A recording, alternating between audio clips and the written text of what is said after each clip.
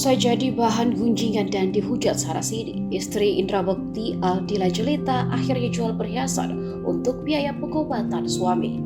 Aldila membagikan foto perhiasan dan juga tas mewah yang dijualnya itu di akun Instagram miliknya.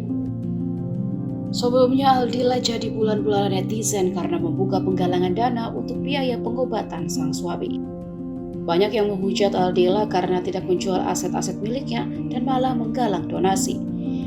Netizen pun mengatakan bahwa sebaiknya Aldila menjual mobil dan tas-tas mewah miliknya. Kini seolah membungkam nyinyiran netizen, Aldila Jelita pun memposting foto barang-barang miliknya yang sudah ia jual. Barang-barang tersebut diantaranya perhiasan berupa cincin dengan batu berwarna biru tua. Kemudian ada juga tas mewah yang berwarna merah. Untuk diketahui, Indra Bekti mengalami pecah pembuluh darah hingga pendarahan otak. Gara-gara penyakit tersebut, Indra Bekti pun harus menjalani 2 kali operasi besar di kepalanya. 4 hari dirawat, kondisi Indra Bekti belum juga membaik.